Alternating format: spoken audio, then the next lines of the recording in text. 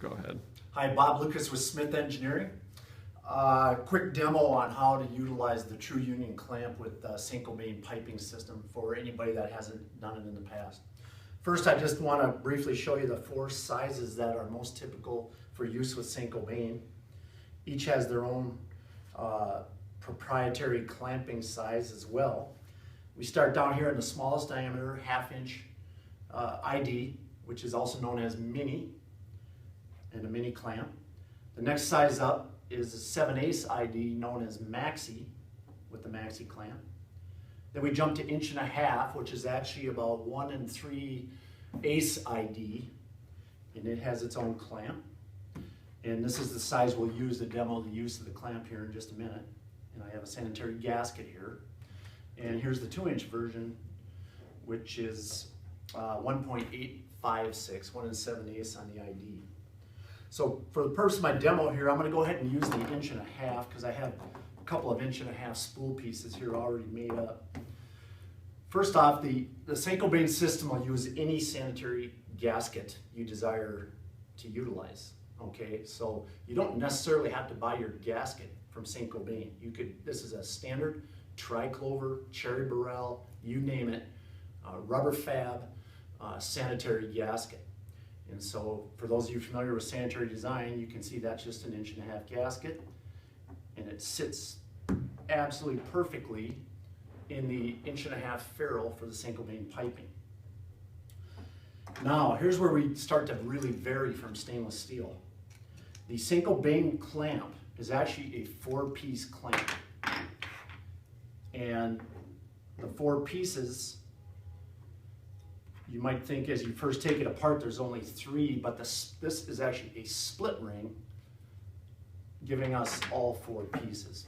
So the clamp's going to ship to you looking like this, but when you take it apart, you'll find you have 4 pieces just like this.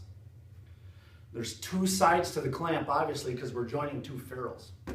All right? The split ring portion of the clamp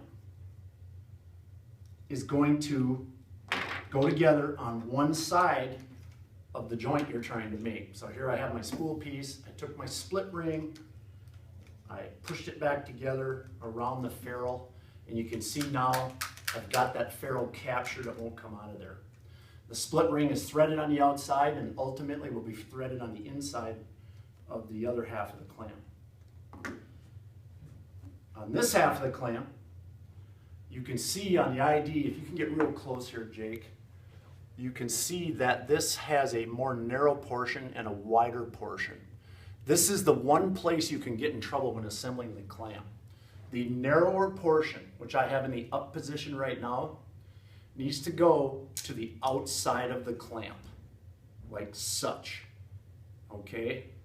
So when I say the outside, when I end up putting this clamp together, the narrow portion of that internal ring is facing this side of the clamp. Once again, let's look at it again. The narrowest part of this internal goes to the outside of the clamp, away from the threads.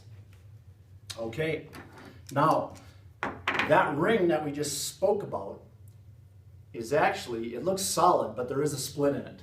You can see you'll pressure it apart like that. And that is to allow you to get the ring over a ferruled end.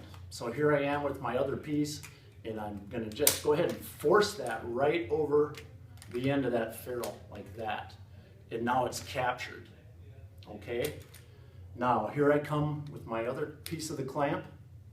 Okay, again, this is going to be the outside edge. I have my narrow part up. That's just going to drop on, and now I'm all set to go. I can't pull that ferrule end out of there. It seats in there perfectly.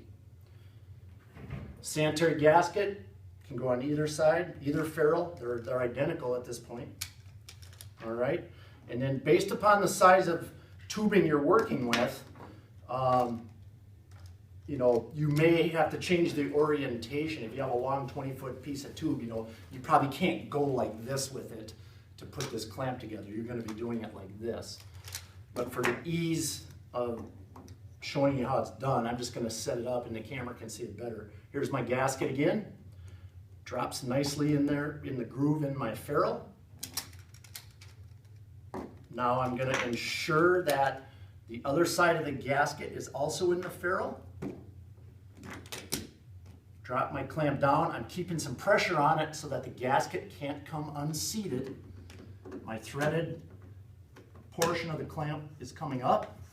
I start the threads tight enough to a point where I know the gasket is still seated, holding some pressure. And I'm hand tightening this. The clamp is on. It can't move. The small piece like this, I can actually look down the ID and see that the gasket is properly seated. It's not protruding into the flow path. And I'm all set to go. So I'm hand tight right there. The book says you should tighten the clamp 1/2 turn beyond hand tight. And to do that, you use a set of wrenches, a set of spanner wrenches. Once again, there's a set for each size clamp, all right? I have the 1.5" set right now. One of the wrenches is used to grab the tabs on one side of the clamp, and the other will fit over the hex on the clamp, like that. You can see how that wrench set will work. And now we're all set to go ahead and do our 1/2 turn beyond hand tight. 1/2 turn's a rule of thumb. The truth is we're dealing with a rubber gasket, and there is a point, as most of you know, of no return. If you tighten too much, you're not going to seal properly. I'll go ahead and give it my 1/2 turn, or maybe even a little less. That seems really tight. And that's the assembly. That will install, my friends. Thank you.